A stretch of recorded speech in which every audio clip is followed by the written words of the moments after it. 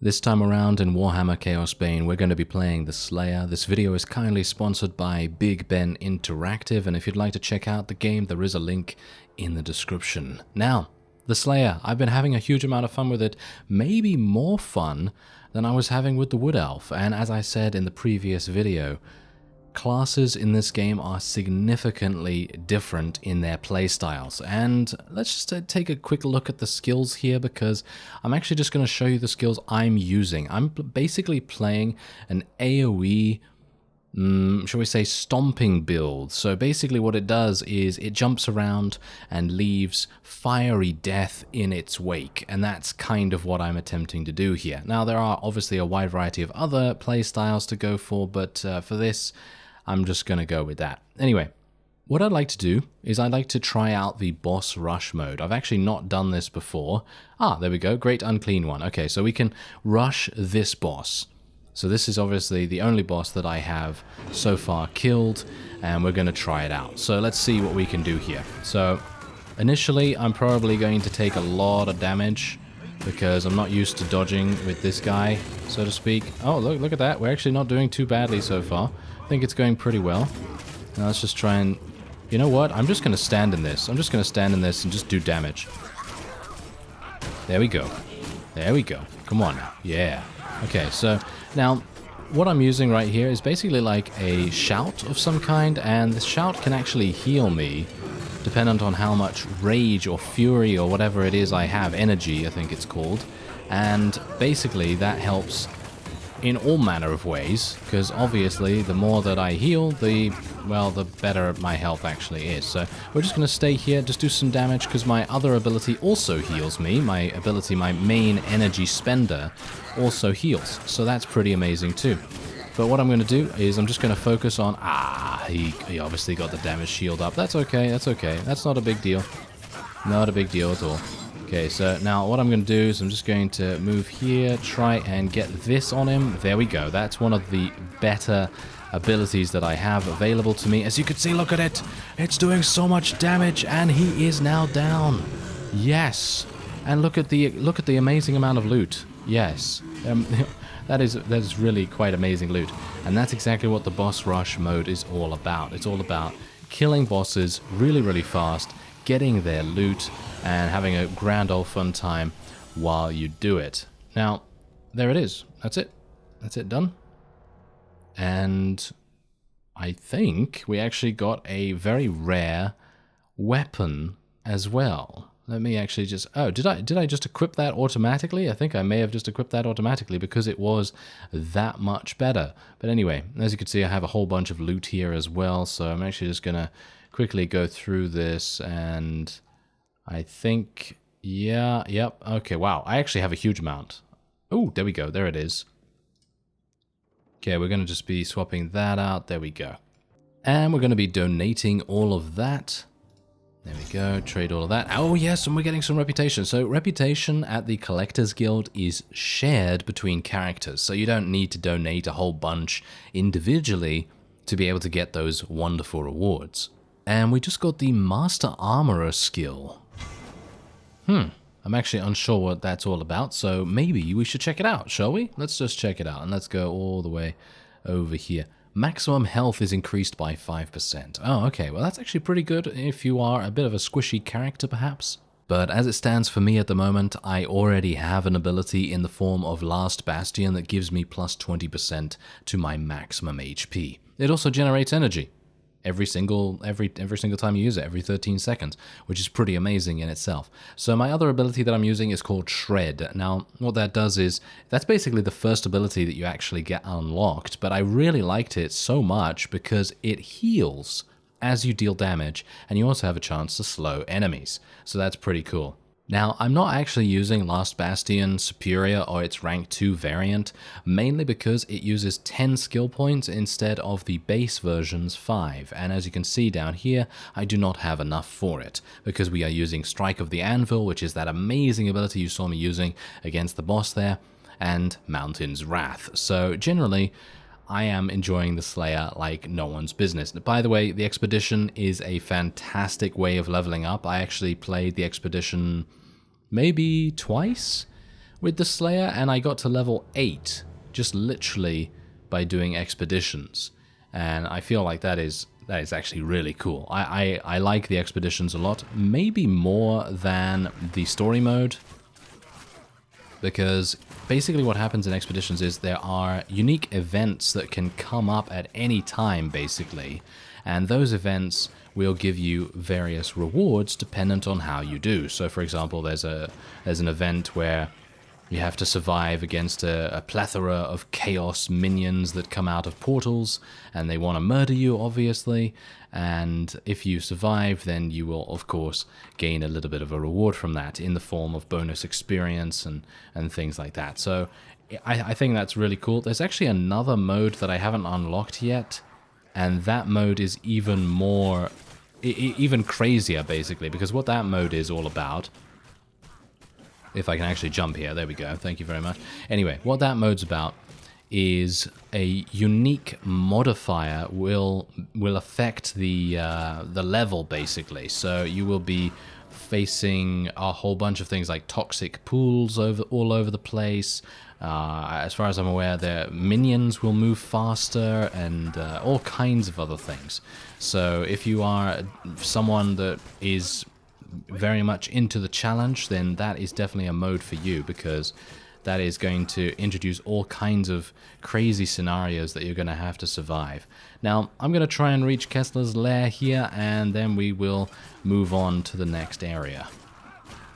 Alright, so I'm currently on a mission to get a journal from a cultist, and as you can see, I'm surrounded by enemies, and this is the best thing that could ever happen to a Slayer, at least one of my build, because I am literally jumping around, stomping on the ground, and causing huge amounts of flames and fire and all kinds of crazy things to happen, and I don't even have to murder people. My flames will do exactly what I need them to do, and that is, of course, take them down. So, as you can see, there's the cultist. We've got to run after him. He's a corn cultist. So it seems like the next boss we will be fighting is indeed Corn, or maybe a minion of his, perhaps. Anyway, we will see if that is indeed the case. Anyway, Act 2, pretty fun so far. I'm fighting demons, and actually this is this is actually really nice, because we are in such a different area as well, because obviously in the first act you mostly have sewers and you have very dark areas, and now we're outside a little bit more. We're in the streets.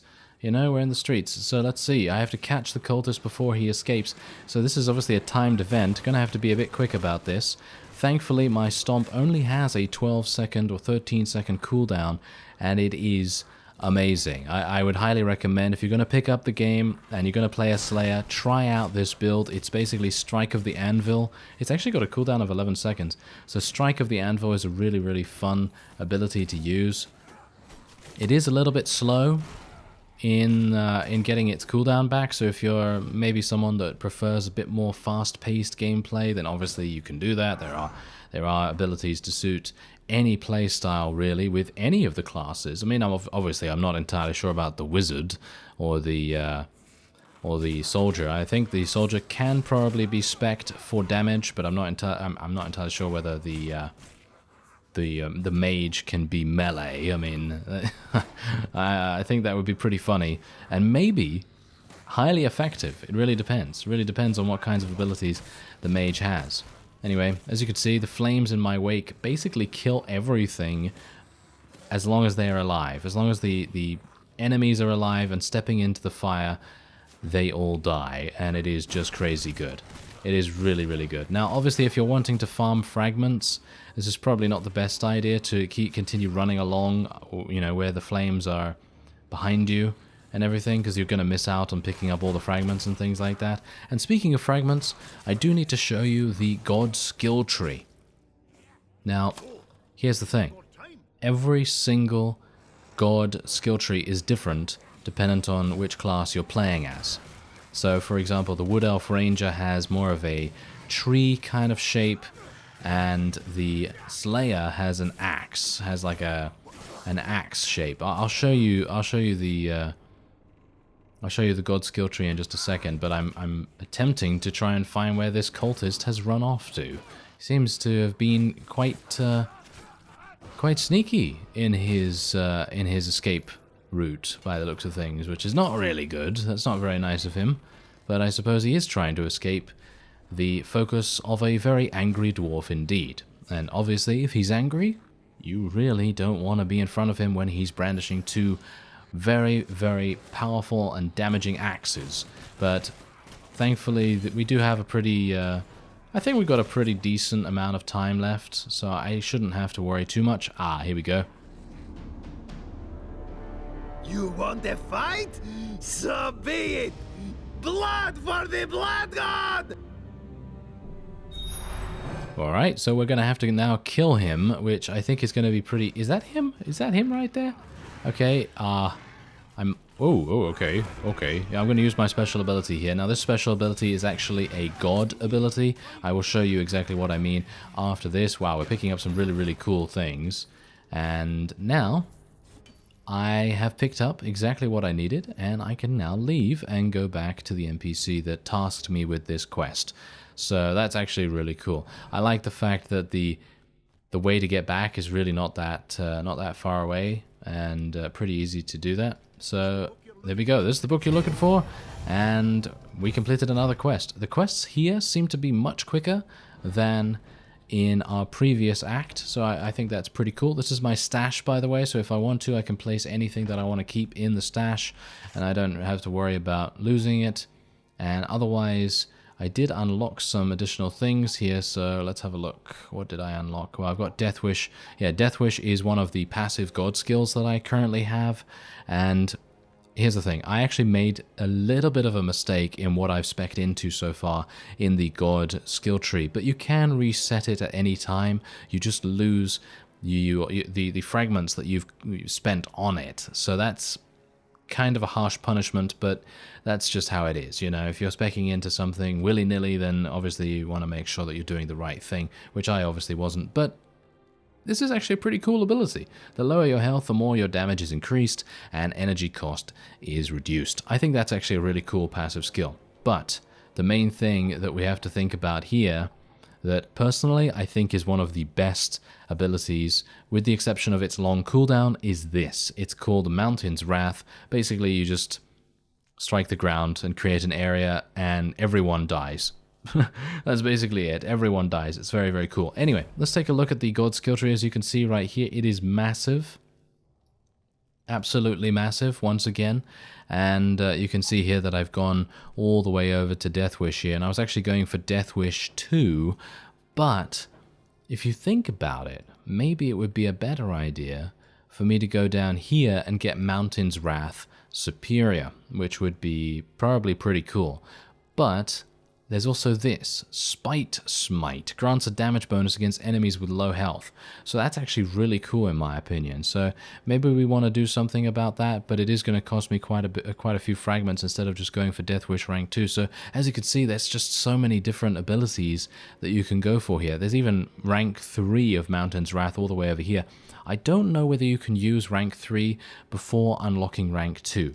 But I suppose we'll find out as we go. So let's actually just unlock a couple of extra things here.